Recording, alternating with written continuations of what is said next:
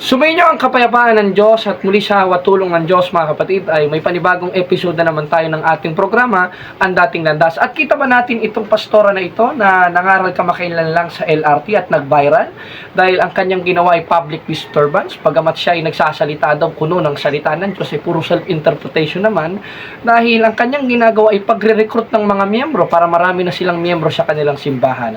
At yan naman nakasulat sa 4:17 ng Galacia. At ating nakatalakayan ng kanyang asawa na pastor sa TikTok Live.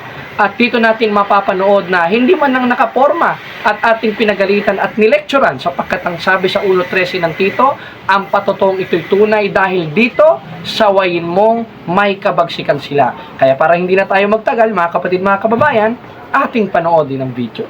Ako naman magtatanong, pwede?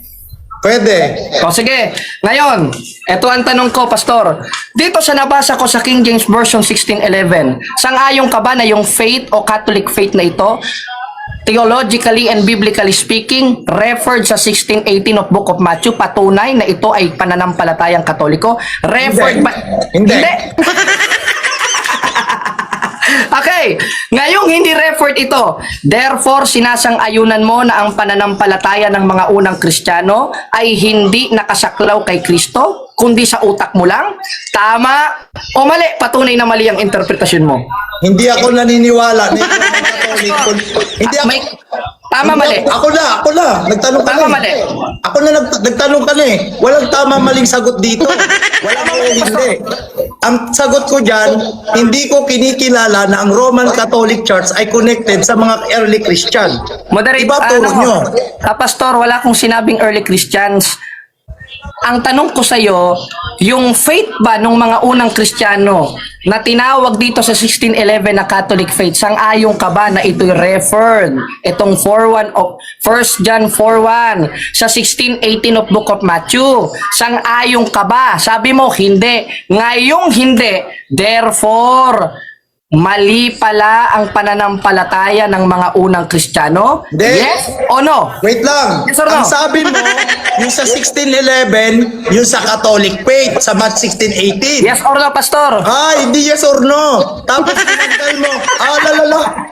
Ba't mag-yes or no ka? Sabi sa Biblia, Pastor 5:37 ng Mateo. Hindi, Ang hindi sagot pa. ninyo, oo, hindi. In King James Version, and according to the original translation of the New Testament, yes or no. Palibasa, hindi mo sinusunod yung salita na yan Ang sinusunod nyo lang, 2:8 verse 9 of Ephesians, John 3:16, born again na kayo without the knowing what is the context and definition of the word born again. Sana nag-aral muna kayo ng etymology, ng theology, at nag-aral rin kayo ng exegesis, at not only the exegesis, but the original translation and context of the New and Old Testament. Yan kasi hirap nagpapastor-pastor kayo, mga wala namang kayong alam. At ito namang mga uto-uto, dito sa comment section, nagpapauto na naman kayo. Matuto kayo, sundin nyo ang 4:1 ng unang 1. O sunod na tanong, Pastor, total, hindi mo nasagot yan. Ito, sunod na tanong. Okay, sunod na tanong. Sa 9:31 of Book of Acts, sa original translation na Hymen et Ecclesian Catholes o means universal, ito ang premise ko, moderator, answer that. Pag hindi mo nasagot yan, ewan ko na lang sa'yo. Anong sabi?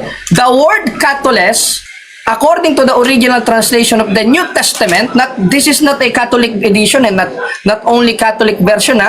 The word Catholes means universal, according to the Bible scholar, and not only to the Bible scholar, but to the footnote of the Bible in New Testament, the word Catholes referred to the first century Christian church is Catholic and referred to the church. Ngayon, tama ba yung talata, Pastor, patunay na itinayo ni Kristo ang simbahang Katoliko sapagkat yung word na Catholes means universal, means Catholic is referred sa church? Tama ang talata o mali ang talata? Sagot. Ganito. Tama o mali? Tama o mali na naman. Tama, mali. Sumagot ka lang, Pastor, huwag ka maipit. Paano pag tinanong kita ng 1 + 1 = 2, ang sasagot mo sa akin yung resolving agad? ang sagot, ang tanong ko sa iyo, Pastor, tama ba ang talata, yes or no? Tama o mali? Ba't yes or no? Ba't wala ka kaya sumagot? Tsaka ka nga magpaliwanag. Moderator, walang moderator dito, wag ka magpakampi. Ito. Ano, Pastor, sagit lang muna, huwag ka mataranta. Ang tanong ko sa'yo, tama ba ang talata o mali? Sagot, tama o mali? Ay, nako. Huwag ka nga magpakampi sa moderator. Walang moderator dito nakakampi sa'yo. Yung Sumagot moderator ka. mo, alam mo, Ayaw na sumagot. Hindi, Ayaw na sumagot. Jared, pag may debate ka, ang moderator mo, kasama mo rin, kakampi mo rin. Walang Eto. moderator dito. Tingnan mo, namamaratang ka pa. Ang tanong ko sa'yo, maliwanag. Tama ba ang talata? Patunay na itinayo ni Kristo ang simbahang katoliko o mali ang talata? Tama ang talata o mali? Sagot. Ganito, sasagot Tama, ako. mali. Sasagot ako. Tama, mali. Sasagot Huwag nga kang ako mapikon. eh. Huwag kang mapikon. Tama, mali. Paano ako sasagot? Tama, mali. Tama, mali lang ang pagpipilian ko. Saka ka magpaliwanag because my question is categorical question. Answer that directly. Magsagot muna. Wala namang moderator. Kaya nga, hindi naman kailangan ng moderator para umiwas ka sa pagsagot ng categorical question. Ay, The hindi. word categorical Kaya nga, di ba? question is Alam not, mo- sagid lang muna, alam mo, Pastor. Jared. Sagid lang muna, the definition of word categorical question is not only applicable in the Senate, not only this applicable into the debate, but also applicable to the professional and not only professional but formal and not only formal but informal conversation like this conversation. Pastor, sana naman pinag-aralan nyo po yan. Yan po kasi ang hirap sa inyo eh. The simple question, very simple, kahit yung kapatid kong maliit kayang sagutin yan, hindi nyo po masagot. Naturingang pastor po kayo. Ang tanong ko po sa inyo, tama ba ang talata? Patunay na itinayo ni Kristo ang simbahang katoliko? O mali po ang talata? Sagot lang po kayo, tsaka po kayo magpaliwanag. Ganito. Okay, sasagot ako. Tama o mali? Wait lang, pasagutin mo nga ako. Ba't tinuturuan mo ako ng sagot ko? Ako nga sasagot. Tama nga mali, pastor. Ano ba yan? Kaya nga categorical question eh. Hindi. Pabayaan mo nga ako sumagot. Ba't ayaw mo ako magpaliwanag? Tama, mali, moderate, pastor. Pasagutin mo nga ako. Ba't tama Kaya o mali? nga, ang tanong ko nga sa'yo, Ganito ang sagot ko. tama Ako ba na. o mali? Ako na sasagot. Huwag ka lang magsalita. Sige. Hindi mo binanggit ang Roman Catholic Church doon. Tama ba? Gisang-gisa ka na ngayon, pastor. Hindi Ang mo tanong binanggit, ko, oh. tama ba o mali? Huwag kang mapipikon. Pasalitain mo muna ako. Pastor, Hindi mo- kung ma-frustrate. Ang tanong ko sa inyo, tama ba o mali? Sasagot Tama nga ba, ako.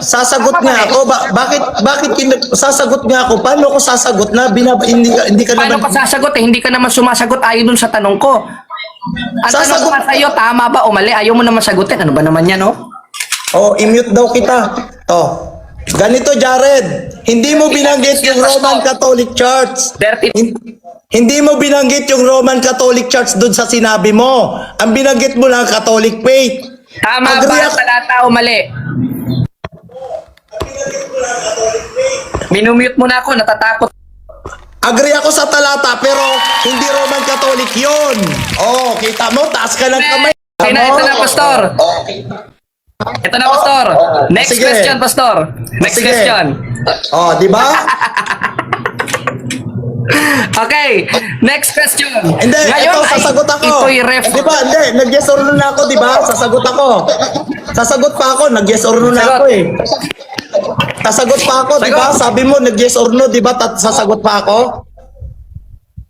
Sasagot pa ako. Sabi mo, oo, mali. Ba't umalis ka? Hindi ako sasagot pag di ka umupo. O, sasagot na ako, di ba? Sagot. Sasagot na ako. Agree ako sa talata dahil hindi mo binanggit yung Roman Catholic Church. Ang binanggit mo, Catholic faith. Pero hindi Iglesia Romana Katolika. Kaya agree ako sa talata. Okay. Oh. Sunod na tanong. Oh, sige. Sunod na tanong. Knockout Oh, ito. sige. Ito pa, knockout. Sige. Ngayon, kung sang-ayon ka, sige, huwag ka muna sasapaw. Respect my question, pastor. Okay, ha? Oh, this is my question. Ngayon, sumang-ayon ka na tama ang talata. At biblically speaking, ito ay referred sa 9:31 of Book of Acts. Ayon dito sa La Sagrada Biblia version na translate o transliterated originated in Greek, ang ating mababasa Sino sa La nag-translate Sagrada niyan? Biblia, Sino nag-translate? mga Espanyol, Spanish. Kaninong, Spanish. may nihilobstat yan? Yes, may nilobstat. Maraming nilobstat dito. Ito, sige lang muna. Bible nyo yan, may nihilobstat. Ano Bible? Ano Bible? Bible naman talaga namin ang whole Bible. Bible naman O talaga kaya namin yan. nga, Kami ang translation nag-compile yan eh. yan. Kami ang nag-compile ng Biblia. Kaya sa amin talaga ang Biblia, Pastor. Hindi Nakikibasa ako lang kayo. payag dyan. May nihilobstat at saka Nakikibasa lang imprimatur. kayo. Sa amin talaga ang Biblia Ay, ito. hindi. Pastor, sa amin talaga ang whole Bible. Sa amin, kami ang nag-compile niyan, historically speaking. Nakikibasa lang kayo, makakapal lang ang pagmumukha ninyo. Kala nyo kayo na totoo. Ito tanong ko, sa 9:31 of Book of Acts, knockout ito. Tinan nyo, sinasabi ko sa inyo. Ayon sa La Sagrada Biblia, ito'y referred sa 16, 18 at 9:31 of Book of Acts. At dun sa sinang-ayunan niya na talata sa 4:1 of 1 John. Ang ating mababasa, babasahin natin, Las Iglesias Católicas Apostolica Romana. Ngayon, tama ba si Pablo dito o sinungaling si Apostol Pablo? Sagot, tama o sinungaling si Apostol Pablo? Mali yung aklat na gamit mo. Ayaw na sumagot. Hindi ko tinatanong yung tungkol sa aklat. Ang tinatanong ko sa iyo si Apostol Pablo, hindi yung aklat. Hoy, ang tanong ko sa iyo, tama ba si Apostol Pablo o sinungaling? Wala na si Angkol. Ipit na si Angkol. Magboxing ka na lang.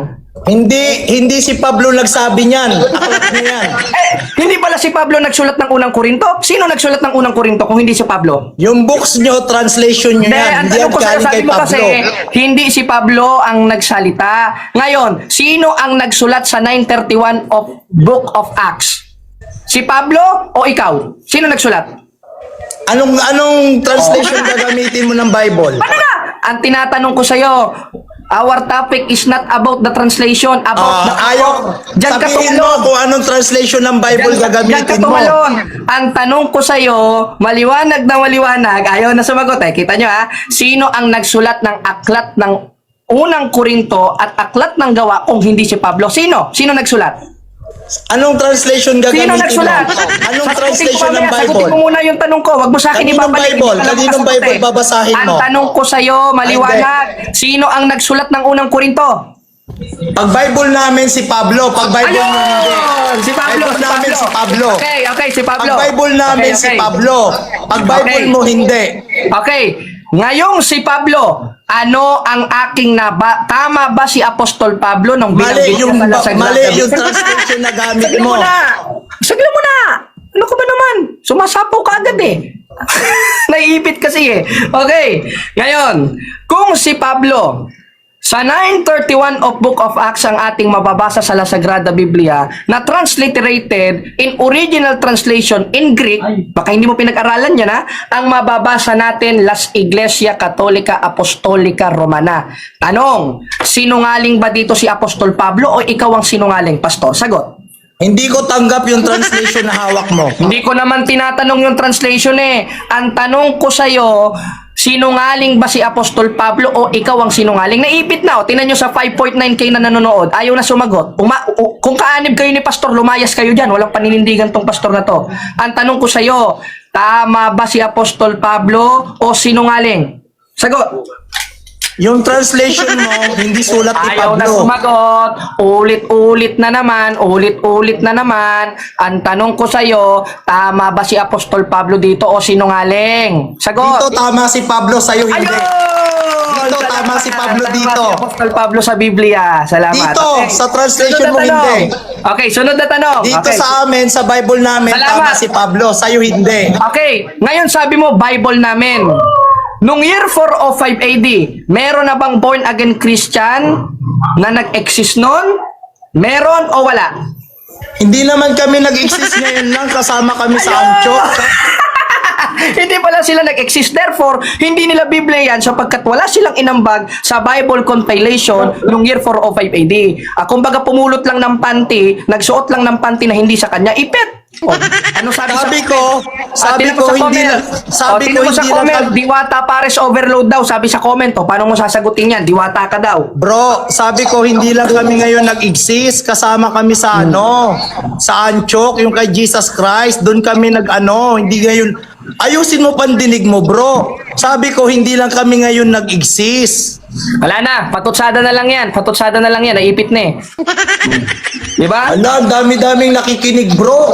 Talagang madami. Saan mo naman nakitang onti yung 6K? Nakikita na lang Kaya yung nga. pagkakahiya mo eh. Napakinggan nila na sabi ko, hindi Okay. na nga kami ngayon Okay. nag-exist. Okay, Pastor, ito ha. Ito ang tanong. Ito tanong.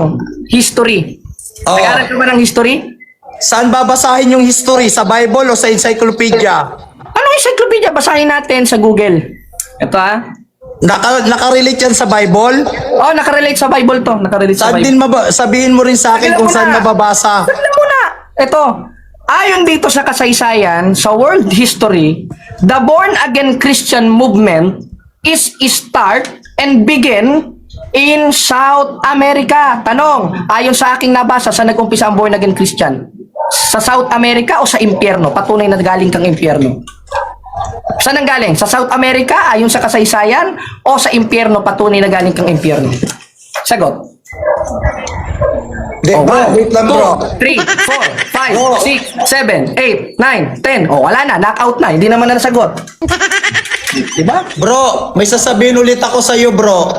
Makpasuyo lang, bro. Ayusin mo yung ugali mo. 7,000 yung nanonood sa atin. Hindi ko kailangan ayusin. Ang Diyos nga, di ako pinapakailaman. 1:19 ng unang Korinto. Sapagkat nasusulat, iwawalat kong karunungan na marurunong, isasawala kong kabaitan ng mababait. Kung ikaw lang naman ang kausap ko, ayon sa 12:9 ng Roma, dapat kang kapuotan at sawayin kang may kabagsikan ayon sa 1:13 ng Tito. Kaya nga sumagot ka sa tanong ko, panay ka segoy, panay ka patutsade. Naghahanap ka ng damay dyan sa comment section eh. Ang tanong ko sa'yo, ayon sa aking nabasa sa kasaysayan, the born-again Christian movement is begin in South America.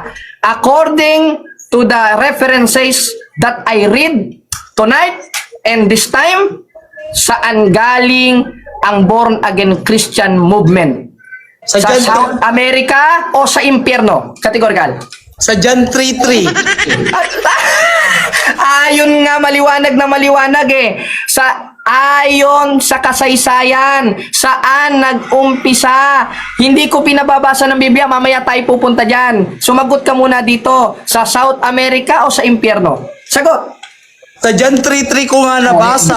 Yan ang tanong ko eh. Ang tanong ko sa'yo, sa South America ba? Sa South America. Ito, gagawin natin parang parang school, pang grade 6. Ito.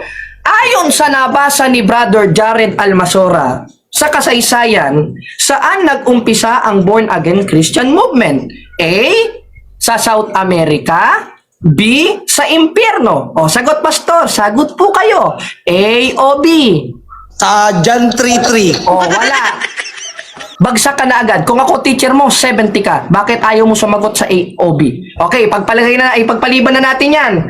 O, ipagpaliban na natin. Ayaw sumagot ng A o B. Sunod na tanong. Ito Sa John 3:3, maliwanag na maliwanag, ang pinanganak ng laman-laman, pinanganak ng espiritu nga. At maliban ng tao ipanganak sa tubig at espiritu, hindi siya makapapasok sa kaharian ng Diyos. At itong pagkapanganak sa tubig at spirito, according to 22:16 ng gawa, ay sa pamamagitan ng bautismo. At ang bautismo na ito ay magmumula sa pangalan ng Ama, at yung word na sa or in, grammatically speaking, it denotes a place of proposition o it denotes a proposition into the place. At yung place na yon is referred to the house of God. And the house of God, and the house of God in 3:15 of 1 Timothy is the church of God. And the church of God, according to 9:31 of Book of Acts, called in the original translation, Ecclesian Kataholos o Ecclesian Katoles. According to original scriptures, the word kataholos. Ang tanong ko sa iyo, Pastor, ang tanong ko sa iyo, yung word na kataholos, demonstrative pronoun?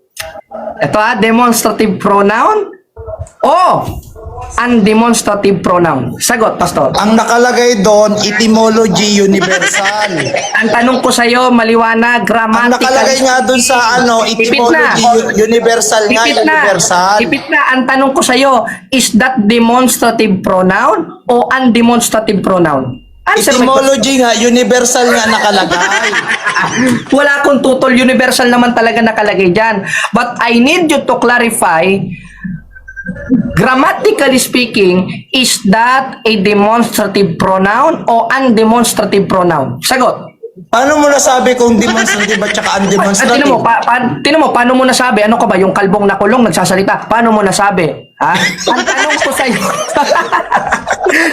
Pastor, ang tanong ko sa'yo maliwanag. Pastor, ito ha, ang tanong ko sa'yo maliwanag. Is that demonstrative pronoun o undemonstrative pronoun? Answer my question. My question is categorical. Answer. Panoodin nyo. Universal I'm not na. asking you about the etymology. I'm not asking you about the subject of the sentence. I'm asking you grammatically speaking. Grammatically speaking, according to the original translation, is that demonstrative pronoun or not? Answer.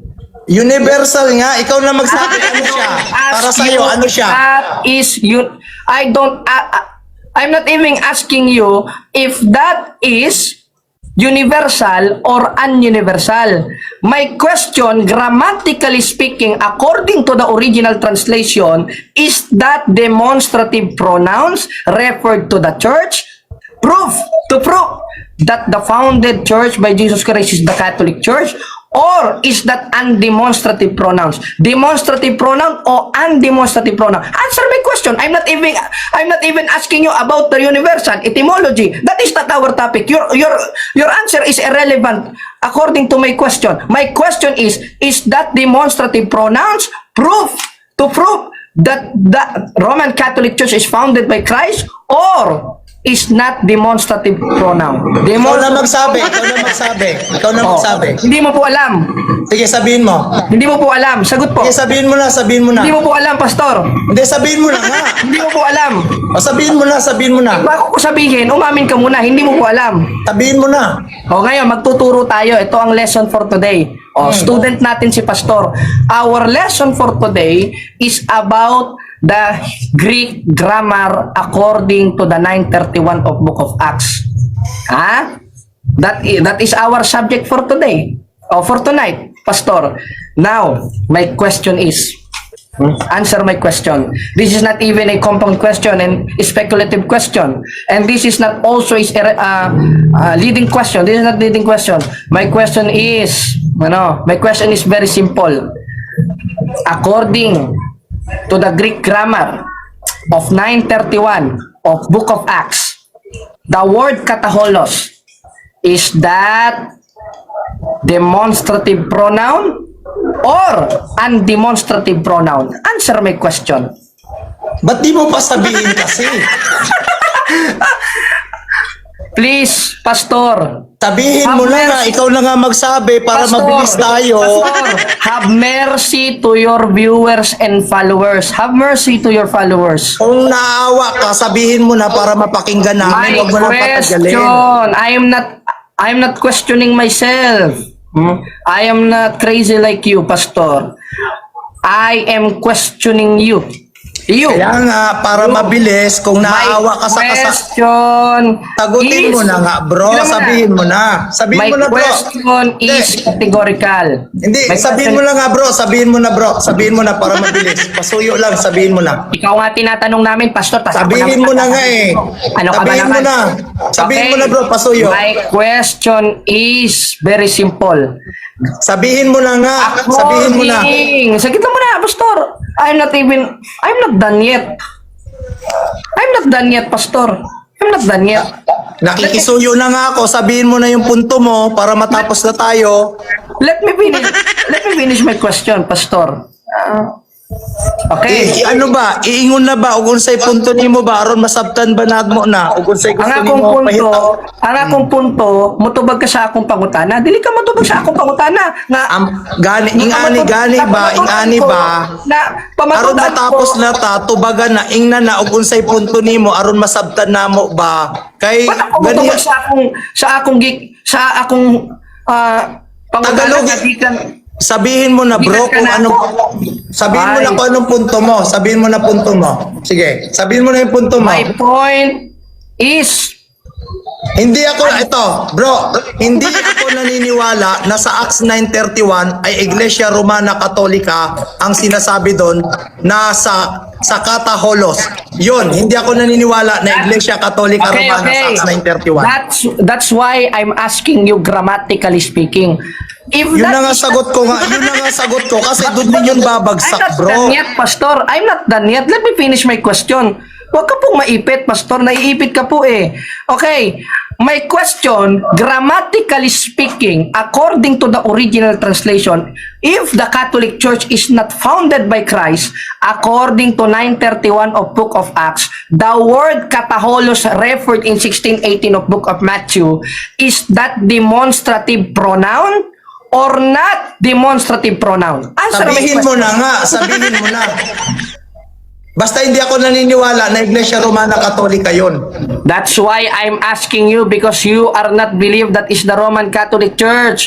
My question is Bro, very yung tanong simple. mo, bro, yung tanong mo, dun din babagsak kung naniniwala ako. Hindi nga ako naniniwala na Iglesia Katolika Romana yun. Yung Okay. tinayo sa Matthew 16:18 at saka sa Acts 9:31. My question is very simple, Pastor. Hindi mo naintindihan sagot ko? Kahit anong isagot ko, bro, babagsak tayo, bro, kung totoo ang Iglesia Romana Katolika o hindi. Ang sagot ko, hindi. Paano babagsak? Hindi naman tayo nahuhulog. Hindi naman tayo tumatalon sa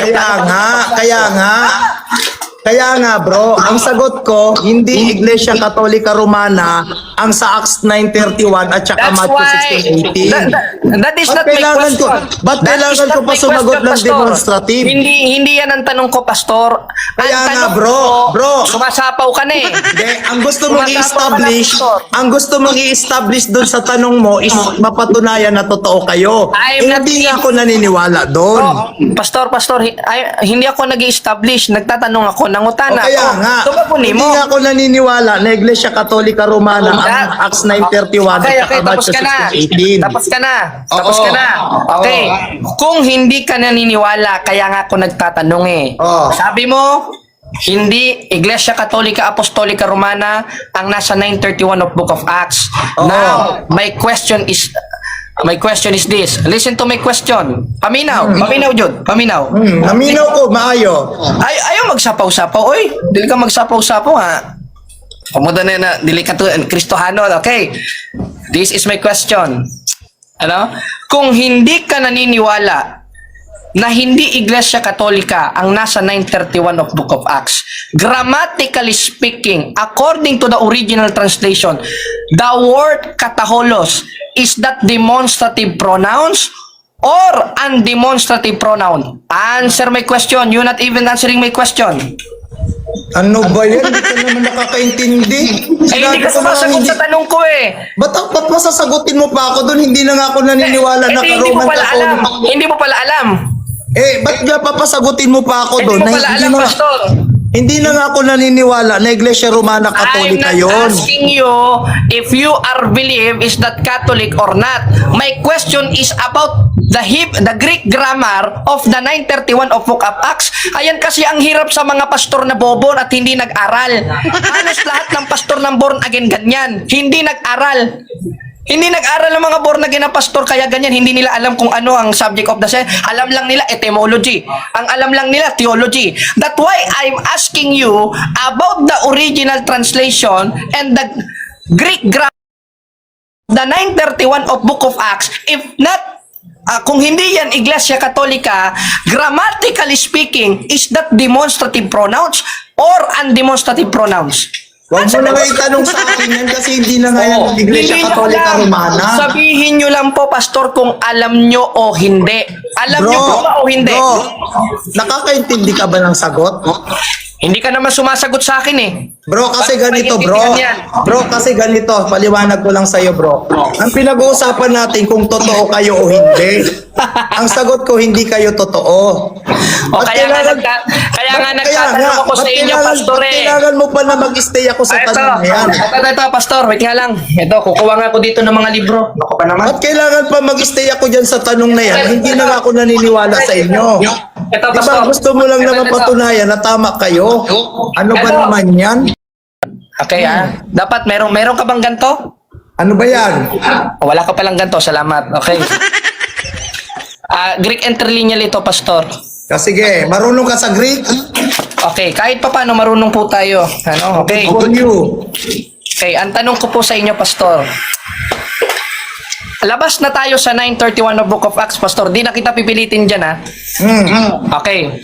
Ngayon, let us punta naman tayo dito sa 16:16 of Book of Rome. Okay.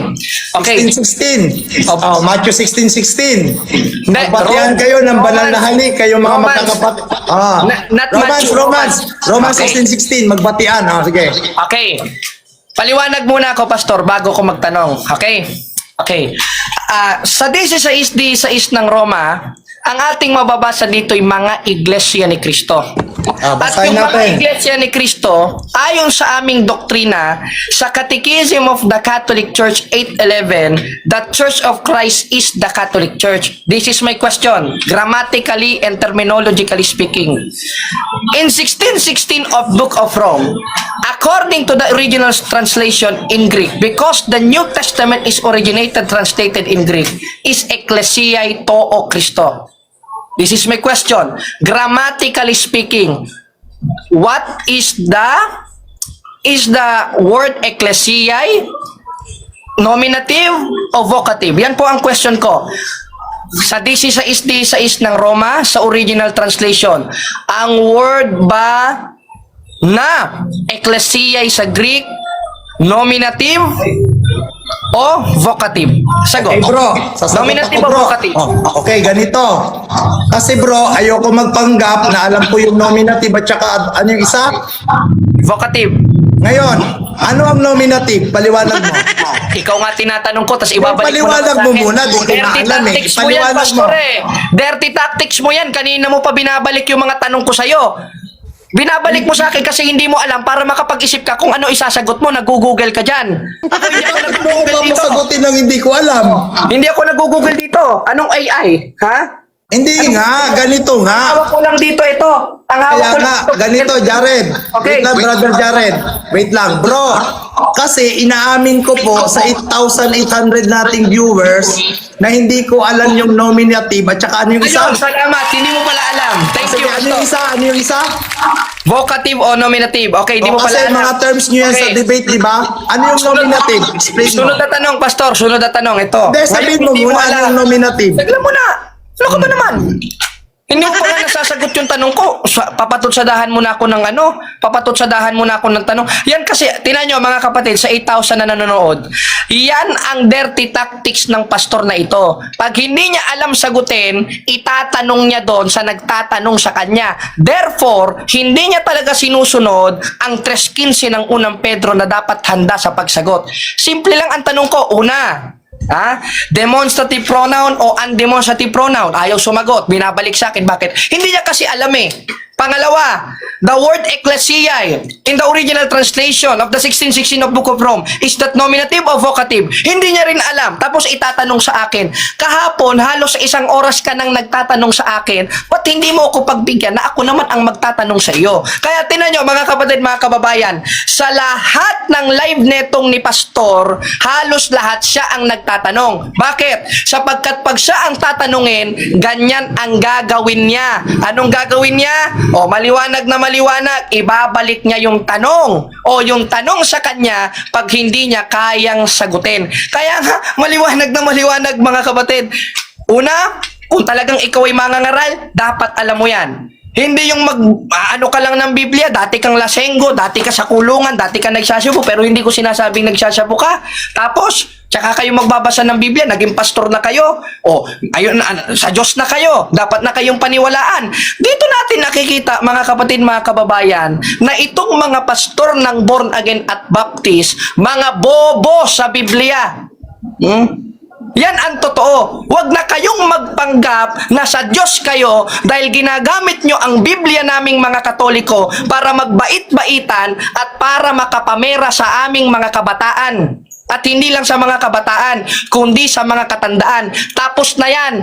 Hanggat nandito ako, tandaan nyo, Pastor, hindi ko kayo tatantanan. At bukod sa hindi ko kayo tatantanan, hindi kayo makakalusot kay Brother Jared Almasora. Ito nga ang sinasabi ko, Pastor eh. Sa dami-dami mong hahamunin, bakit ako pa? Parang tumalon ka sa kumunoy na alam mong malulunod ka. Tinawag mo si Brother Jared, tinawag mo ako ang gusto mo makatalakayan. Tingnan mo ang nangyari sa iyo ngayon. Kahihiyan. Tingnan mo ang nangyari sa iyo ngayon. Nag-isa ka, pastor. Naaawa na ako sa iyo sa pangangaral mo dahil hindi mo naman pala alam yung mga pinagsasasabi mo. Yan ang mahirap sa mga born again Christian. Yan ang mahirap. Kaya kayo, kung nakikita nyo halimbawa itong ugali ko, sumisigaw ako, nasa Biblia to eh. 58:1 ng Isayas, humiyaw ka ng malakas. Yung maging kompronta, nasa Biblia ito eh. 1:13 ng Tito, sumaway kayo ng may kabagsikan. Ang masama, yung nagbabait-baitan, ginagamit ang salita ng Diyos para pagkakitaan tayong mga Katoliko. Saan mababasa? Maliwanag na maliwanag. 16:18 ng Roma, ipinamanmanhid ko sa inyo mga kapatid. Ang mga gayon ay hindi naglilingkod sa Kristong Panginoon. Sa pamamagitan ng kanilang mabuting pananalita, mainam na talumpati, dinadaya ang puso ng mga walang malay. Kaya tayong mga Pilipino, wag na kayong magpapadaan sa mga mababait magsalita. Sinungaling naman, bait-baitan. Mas mabuti na yung kumpronta magsalita, basta alam ng Diyos, hindi ng loloko, kundi nilalabas ang katotohanan. O ngayon, pastor, nanahimik kayo ngayon dyan. Bakit? Totoo kasi yan eh. Alam nyo sa sarili nyo yan. Huwag na kayong magmaang-maangan. Pastor, maawa kayo sa mga viewers ninyo. Ano? O 12.3K. Isa pa to si Telestay. Isa pang manloloko yan. Si CJ David, kinumpronta ko yan sa simbahan nila. Hindi niya nasagot yung tanong ko. Sino pa? Kayong mga evangelist ngayon sa live? Ngayong mga evangelist ngayon dyan sa internet, kayong maglalaganap kayo ng lagim? Tandaan ninyo, pag si Brother Jared ang nakakita sa inyo, parang tumalon kayo sa kumunoy. Kaya pastor, ito ang hiling ko sa iyo. Ito ang hiling ko sa iyo, pastor. Tigilan niyo na ang pangangaral ninyo sa internet. Akala niyo totoo kayo, ang akala nyo sa Diyos kayo, pero hindi nyo naman alam ang pinagsasasabi nyo. Kaya, ito na ang, pastor kung gusto mo ko ulit makatalakayan, personal tayo, mag-usap tayo face to face, kahit table talk, hindi kita atrasan. Kasi sinasabi nila, takot daw ako. Sinasabi nila, duwag daw ako. Just imagine paano ko duwag. Dumadayo ako sa Cebu ng debate, face to face. Dumadayo ako sa Bohol ng debate, face to face. Dumadayo ako sa Cagayan de Oro ng debate, face to face.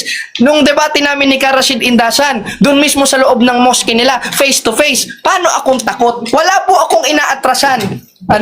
Wala akong inaatrasan na kahit sinong mangangaral. Kaya pastor, ito na ang huling talakayan natin online. Kung gusto mong makatalakayan ulit si Brother Jared Almasora, face to face, i-chat mo ko, mag-set tayo ng isang lugar, i-live natin, at bukod sa i-live natin, hindi lang natin i-live, kundi dalin mo ang mga miyembro mo ng maliwanagan.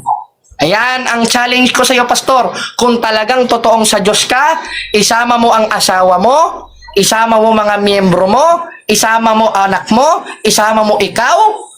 4 versus 1 na debate.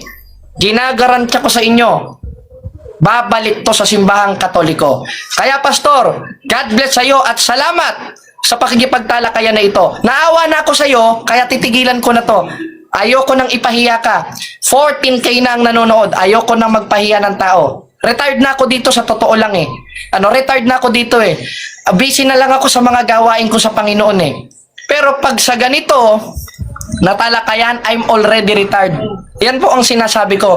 I am already retired. Pero, kung ginigising ninyo ang natutulog na halimaw, tandaan ninyo, hindi ko kayo tatantanan. Ako, pastor, 17 years old lang ako. Ikaw siguro, mga nasa 40 ka na o 30 ka na. Just imagine, napahiya kayo ng 17 years old. Just imagine, grade 10 student, nakapagpahiya sa inyo. Di ba? Yan na lang ang isipin ninyo. Mga kapatid, mga kababayan, yan na lang isipin ninyo. Ayan na lang isipin ninyo. Maging open-minded tayo. Don't be biased. At ayan po, makikilala ninyo ang katotohanan.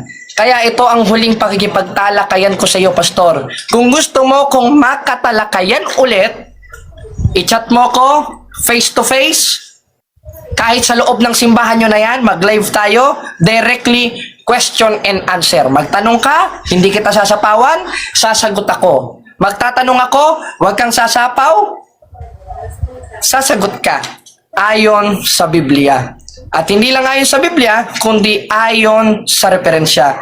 Ngayon, Pastor, salamat sa Diyos.